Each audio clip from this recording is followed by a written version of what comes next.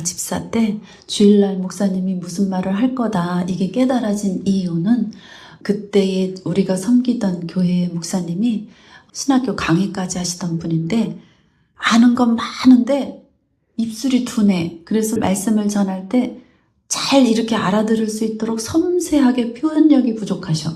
그래서 나에게 어떤 말씀을 이제 하실 거다. 그것을 왜 알게 하셨냐 하면 성령님이 기도해라, 중보해라 이런 뜻이었던 거예요. 근데 난 어린아이라 신기하기만 했어. 몰랐어. 그걸 못했어.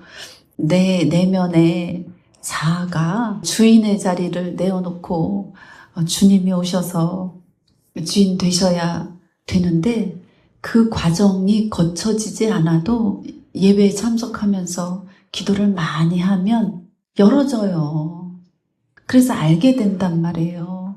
근데 왜 알게 하시고 이 지금 알게 되는 이 뜻이 무엇인지를 몰라. 말씀이 없으니까.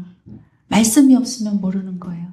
말씀을 내 생각에 두고 내 마음에 두면 어떤 꿈을 봐도 해석이 되고 어떤 환상을 봐도 해석이 되고 어떤 음성을 들어도 해석이 되는 거예요.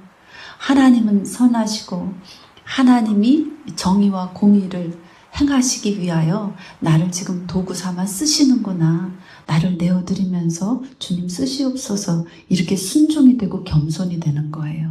그런데 내 내면의 고집과 아집과 교만과 자랑과 비교와 질투와 시기와 미움과 다툼과 이런 여러 가지가 정리가 안 돼 있으면 기도 많이 하면 문제야, 문제. 왜 문제냐? 하나님이 기도하여야 할 것을 하나님의 통로로 쓰시기 위해서 그 사람을 통해서 보여주시고 기도를 중보를 받으시는 거예요. 그 역할을 못해요. 그래서 가장 중요한 게 뭐냐? 내가 주인된 자리에서 내려오는 연습이 가장 중요한 거예요.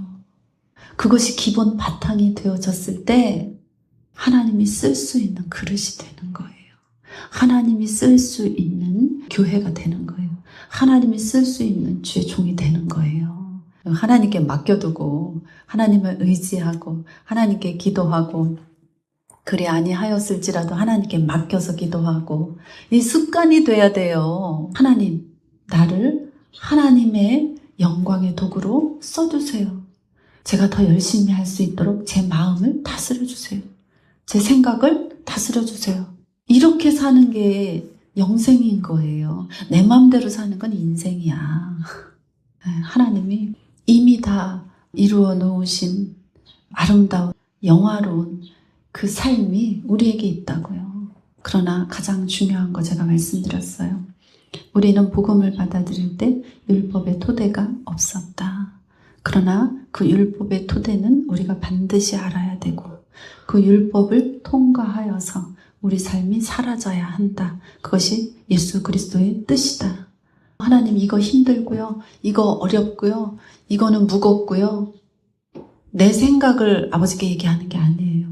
하나님께서 하라 하시는 거는 하는 거예요. 그게 아버지가 다 이루신 복 안으로 들어가서 번성케 되는 열쇠예요.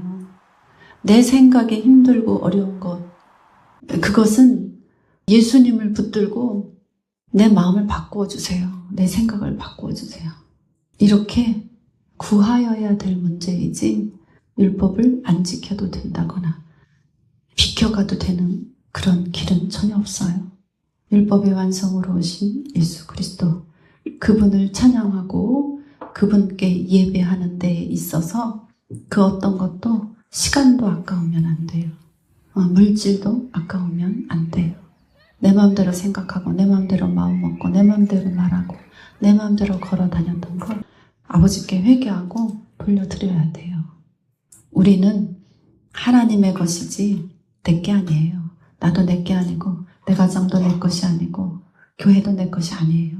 모든 것은 하나님이 지으셨고 모든 것은 하나님께 영광을 돌려드리기 위하여 존재하는 것이에요. 내가 바뀌면 다 바뀝니다. 그러나 그 바뀌어지는 과정은 고난이 있어요. 내가 주인일 때 내 안에는 리워야다니요. 바다에 용이 사는 거예요. 성경에 그렇게 기록되어 있어요. 내 마음대로 하고 싶은 거 내가 아니에요. 내 마음에 옛 뱀이에요. 내 생각에 옛 뱀이라고요. 바다의 용이라고요. 왜 바다의 용이라고 표현했느냐. 세상을 비유적으로 표현할 때 바다 이렇게 표현했어요. 내가 생각하고 있는 것이 세상이고 내 마음에 품은 것이 세상이면 바다, 그 바다 용 이렇게 표현한 거예요. 하나님이 그것을 때려잡으시는 게 심판이고 그것을 불태워 죽이는 것이 소멸하는 불의 역사예요. 그런데 어떻게 그 주인이 바뀌는데 순탄하겠어요? 저는요, 한 사람 1대1로 만나서 대화할 때도요, 그 사람 안에 뭐가 있는지 영의 눈으로 보인단 말이에요. 속에 뱀을 숨겨놓고 용을 숨겨놓고 공부해서 말재주를 그럴싸하게 성경을 전해준들 생명 되겠어요? 안 됩니다. 복이 되겠어요? 안 돼요. 다 보인다고 숨길 수가 없다고 말씀 앞에서는. 내 생각에 말씀이 있고 내 마음이 말씀이 있는데 내가 보는 게 아니에요. 그 말씀이 보시는 거예요. 그렇기 때문에 누구를 봐도 그 안에 뭐가 있는지 어느 정도인지 그냥 보이는 거예요. 나 교회 열심히 다녔어. 나 모태신앙이야. 난 목사 몇십 년 했어. 나는 박사야. 그런데요. 다른 게 있어요. 다른 게. 말씀에 있잖아요. 다른 영이라고요. 흉내만 내는 거예요. 예수 흉내만 내는 거예요. 그것을 듣고 거기 따라가갖고 좋다 그러고. 이 시대의 문제가 뭐예요? 교회가 타락한 거예요. 이 시대의 문제가 뭐예요? 목사가 타락한 거예요. 그래서 나라가 어지럽고 정치가 어지럽고 문화 경제가 다 먹고 살만 하지가 못한 거예요.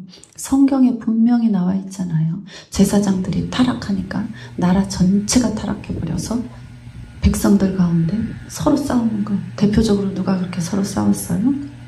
유다와 예루살렘. 아브라함의 족속이에요. 자기끼리 싸우는 거야. 광야에서 범죄함을 어떻게 했어요? 칼로 나누어 찔러 땅이 쪼개지고 죽여서 파묻어버렸어요. 이 나라 정치가 왜 이렇게 혼란스러워? 그 사람이 문제가 아니에요.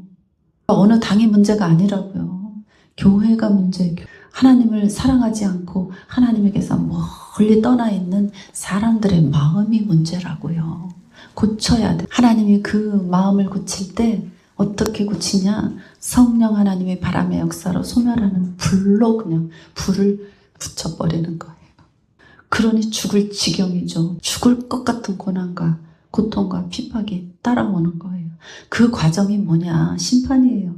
그 과정이 뭐냐? 깨끗해지는, 정결해지는 과정이에요. 거룩으로 가는 과정이에요. 말씀을 읽으면 읽을수록 하나님은 당신의 아들들을 징계하시는 거예요. 징계하지 않는 아들은 사생자라 그러시잖아요.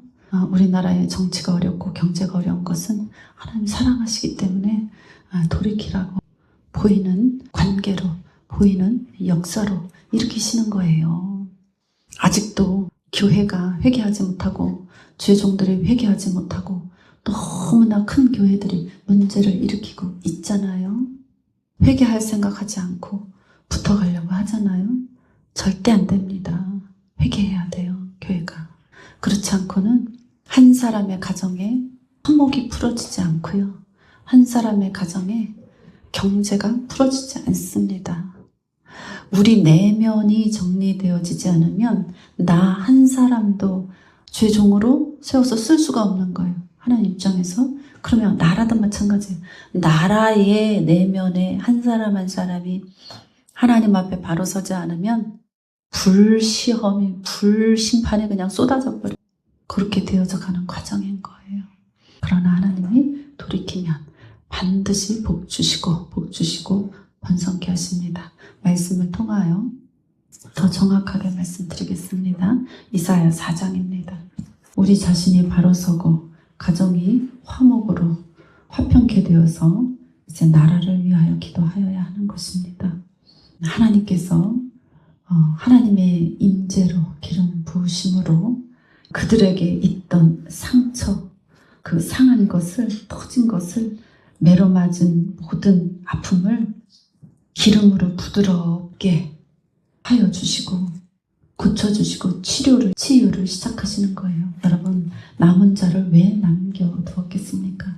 예수 그리스도께서 그의 사역을 감당하실 때 가장 천하고 가장 궁핍하고 세상의 사람들이 손가락질하고 비웃던 사람들에게 찾아가셔서 복음을 전하시고 그들을 바로 세워주신 거예요. 그들을 고쳐주신 거예요. 그와 같이 이 시대에 지금 하나님의 말씀으로 생명으로 살아남은 자, 그 교회가 이 나라 모든 백성과 이 나라 모든 경제와 정치와 문화와 이 나라의 모든 땅을 기도로 고쳐야 됩니다. 그런 짐을 예수의 이름으로 지시기를 축복합니다. 이스라엘 백성이 얼마나 하나님께 제사 드리는데 열심이었냐. 너희의 무수한 재물이 내게 무엇이 유익하냐. 나는 순양의 번제와 살찐 짐승의 기름에 배가 불렀다. 나는 숫송아지나 어린 양이나 순염소의 피를 내가 기뻐하지 않다. 이들이 하나님께 드리는 율법의 제사에 얼마나 열심이고 열성적이었냐. 자기의 재산을 아끼지 아니하고 무수한 재물을 하나님 앞에 가져다 드린 거예요. 그러나 내가 이제 더 이상 너희들의 제사가, 너희들의 예물이 난 기쁘지 않다. 나는 더 이상 너희들의 헛된 재물을 받고 싶지 않다. 이렇게 말씀하시는 거예요. 여러분, 지금 우리나라의 성도들이 가지고 있는 신앙의 자세와 신앙의 생각과는 차원이 다른 신앙입니다. 아끼는 게 없어요. 그런 유다와 그런 예루살렘이 하나님이 기뻐받지 않으신다는 거예요. 마음이 없는 재물, 그 무수히 많은 재물 받기 싫다. 이렇게 얘기하는 거. 소도 그 임자를 알고 나귀도 그 주인의 구유를 알건만 내가 창조한 너희는 너희를 택한 나를 알지 못한다. 깨닫지도 못한다. 슬프다. 나에게서 떠난 범죄한 나라다. 허물진 백성이다. 행악의 종자다. 행위가 부패한 자식이로다. 하나님 말씀하시는 거예요. 그 하나님이 지금 이렇게 이스라엘에게, 유다에게 진노하시는 거예요. 결국 하나님이 전쟁을 일으켜버리시는 거예요. 정결하게 하기 위해서, 거룩하게 하기 위해서. 그래서 하나님이 이 전쟁을 통해서 불을 쏟아 부으시는 거예요. 그날에 자고한 자는 굴복되고 교만한 자는 낮아지고 여호와께서 홀로 높임을 받으실 것이다. 그런데 교회가 중심을 잡지 못하면 주의 종들이 하나님의 말씀 없이 자기가 왕이 되어서 자기가 주인이 되어서 자기 권세를 휘두르고 모든 백성을 패역한 백성으로 만들어 버렸을 때 전쟁의 불바다가 되는 거예요. 3장에 자기가 이전에 잘 살 때 아무리 수많은 보물을 쌓아놨어도 이제 다 필요가 없는 시대가 되는 거예요. 모든 값비싼 장신구, 값비싼 옷 이런 것들 하나도 그 몸에 걸칠 수 없는 환경으로 몰아가 버리는 거예요. 다 내려놓는 거예요. 그때 썩은 냄새가 향기를 대신하고 좋은 향기로 자기 몸을 바르고 꾸미고 다니던 그 시대가 지나가 버린다는 거예요. 썩은 냄새가 진동하면서 다니게 되는 거예요. 노끈이 띠를 대신하고 대머리가 숱한 머리털을 대신하고 이 유대의 예루살렘의 대머리는 수치를 뜻해요. 굵은 베옷을 입고 굵은 베옷 회개할 일만 있는 거예요. 아름다움은 간 곳 없고 수치스러운 흔적만 남게 된다. 이런 얘기를 하는 거예요. 그러니 예루살렘의 성문은 슬퍼하며 곡할 것이요 시온은 황폐하며 땅에 앉으리라. 자, 여기까지 뭐냐?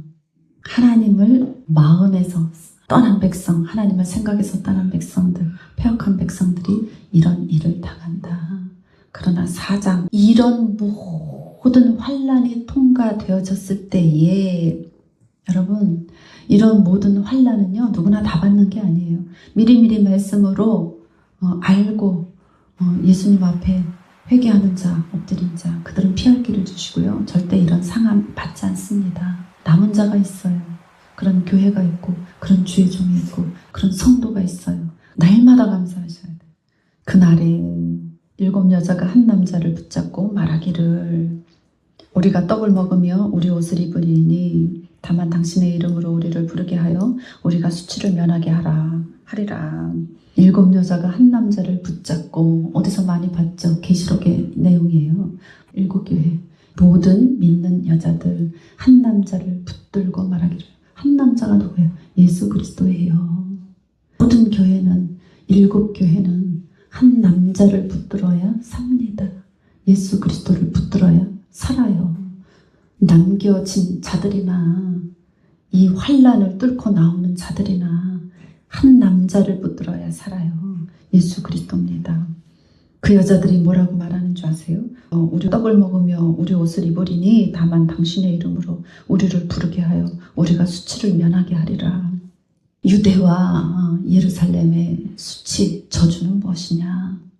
남편이 없는 게 저주예요. 사회적으로 고립되고 절대 어떤 사람도 상대해주지 않는 그런 고립이 저주고 수치예요. 실제로 전쟁이 난 역사란 말이에요. 그 남자들이 다 끌려가서 다 죽은 거야. 예루살렘의 수치만 허다한 거예요. 남편들이 없어. 한 남자를 붙들고 먹고 사는 거, 입고 사는 거 그런 거 신경 쓰지 말고 내 남편만 대달라고 사정하는 거예요. 내가 당신의 소유입니다. 당신은 나의 소유주이십니다. 이런 뜻이에요. 내 법적인 남편만 대주세요. 이렇게 7 여자들이 달라붙는 거예요. 시온에 남아있는 자, 예루살렘에 머물러 있는 자들, 곧 예루살렘 안에 생존한 자, 이 중에 기록된 모든 사람은 거룩하다 칭함을 얻으리라. 1절에 그 수치 가운데, 저주 가운데 있다 하는 사람들, 그 사람들이 2절, 그날에 여호와의 싹이 아름답고 영화로울 것이요. 이 한 남자는 여호와의 싹이에요. 예수 그리스도를 예표합니다. 이 싹이 아름답고 영화로울 것이요. 이 수치스러운 여자들, 저주 아래 있다 여겨졌던 여자들이 그 땅의 소산을 먹는 거예요. 그 땅의 소산은 뭐냐? 이스라엘의 피한 자를 위하여 영화롭고 아름다운 것, 그것이 준비되어 있는 거예요. 남은 자들에게 준비되어 있는 거예요. 예루살렘에 머물러 있는 자들에게 준비되어 있는 거예요. 기록된 모든 사람은 거룩하다 칭함을 얻으리라. 기록된 모든 사람은 생명책에 기록되어 있는 거예요. 1절에 수치스럽고 저주받았다 여겨지는 그 사람들이 남은 자들이며 그 사람들이 생존한 자라는 거예요. 그 사람들은 우연이 아니라 생명책에 이미 모두 기록되어 있는 자들이라는 거예요. 주께서 심판하는 영과 소멸하는 영으로 시온의 딸들의 더러움을 씻기는, 이 더러움은 배설물이에요. 사람의 배설물이야. 그 배설물을 씻기시는 과정이 환난이고 핍박이에요. 그런데 하나님을 바라고 구하는 자들에게는 그것마저도 주의 날개를 펴서 손을 펴서 숨겨주시고 감추어주시고 지나가게 하신단 말이에요. 이 얼마나 큰 축복이에요.